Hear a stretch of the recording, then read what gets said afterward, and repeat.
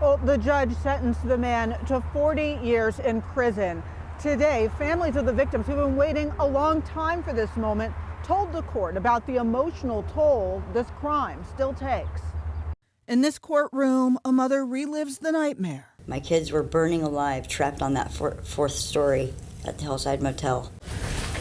Investigators say in the summer of 2020, Jesse Puff was seeking revenge over a stolen laptop. He absolutely showed no mercy for any of the victims in this evil act of violence. He had no proof that anyone up there was responsible in any way, shape, or form for the theft of his precious laptop.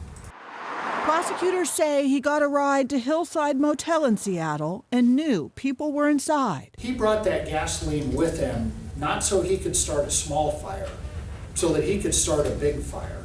And he did.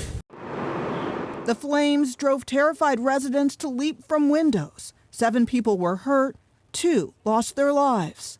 My dear firstborn son, Shadrach Nathaniel Baird, was a beautiful shining star. July 13, 2020 was the hardest thing a mother could ever have to go through. It was horrific to see 2 of my children burned and fighting for their lives.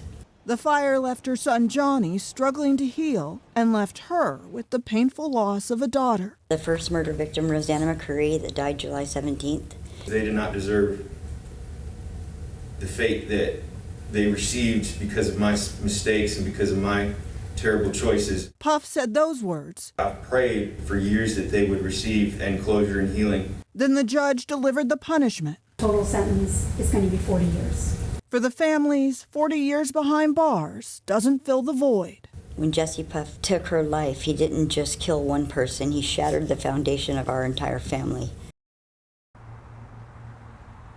Jesse Puff was 24 years old when he committed the crime. Today, his family sat in the courtroom, and the judge did receive numerous letters of support for him ahead of sentencing. Joyce. And what did the defense team have to say about the sentence?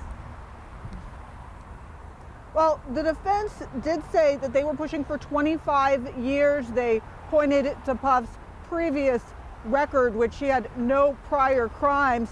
And they also said he had some ongoing mental health struggles. The prosecutors were pushing for 60 years. Ultimately, the judge decided on that 40-year sentence. Joyce? In Seattle tonight, Natalie, thank you.